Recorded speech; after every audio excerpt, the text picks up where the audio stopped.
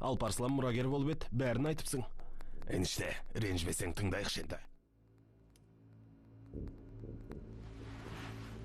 Менің бұрынғы қайнатам. Жиындағы сөздер тыңдалатынын біліп қойыпты. Онда да тыңдалшы метне. Невзат бей иттің қарғыбауына тыңдақшы орнатқан екен. Соны тауып апты. Невзат бей дедің бе Алпарсылан? Комитетші Невзат бей. Оны білеміз ғой. Саған қалай бей?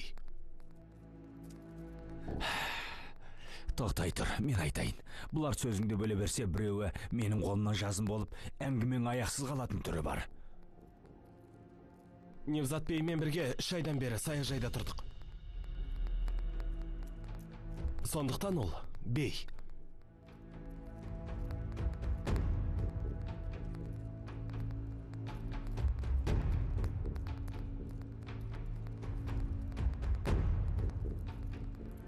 Алпарсыланды бұл тірлікке араластырмаймын деп едің ғой, Басеке? Жәмілді де атқызған. Невзат бейме сонда?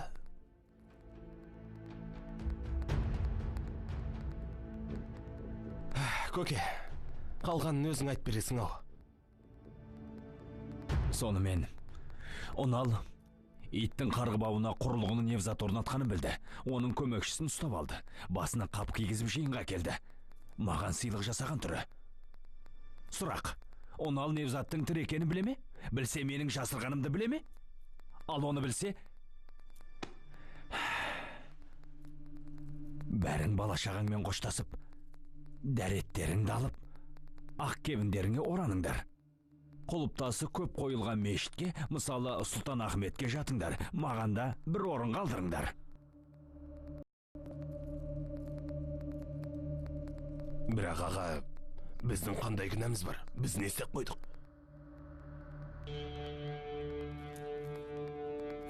Әй, сен Сәлімнің адамысың ба? Сен менің адамымсың.